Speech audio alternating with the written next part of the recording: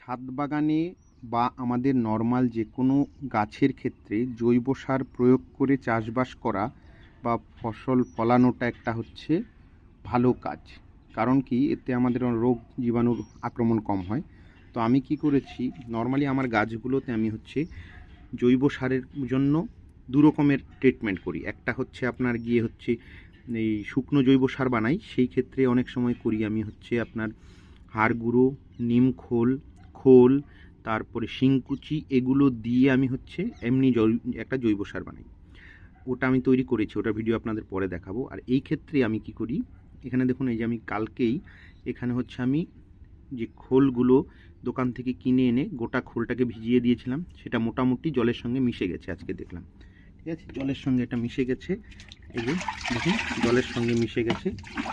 আজকে কী করব, এই ড্রামের মধ্যে জল দেওয়া আছে, এখানে আমি কালকে 3 কেজি দিয়েছিলাম, 3 কেজি দিয়ে মোটামুটি 60 লিটারের ড্রামের হাফ ড্রাম করেছিলাম।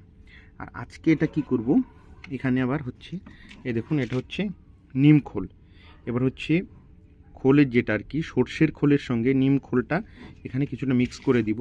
তাতে কি হবে হচ্ছে, গাছে যে কোনো পোকা টোকা থাকে, গাছে যখন এই লিকুইডটা স্প্রে করব তখন পোকা থাকলে সেই ক্ষেত্রে ওটা আমার উপকারে লাগবে। এটাকে এভাবে আমি পচতে দিব। এখানে যে কদিন পচবে মোটামুটি 15-20 দিন থাকলে ভালো, কিন্তু সব সময় তো এতদিন রাখাও সম্ভব হয় না। এরপরে এখান থেকে একটা গন্ধও বেরোয়, খুব একটা বাজে গন্ধ আসছে, সেই জন্য আমি এটাকে একদম ছাদের সবার উপরের ছাদে রেখে দিয়েছি।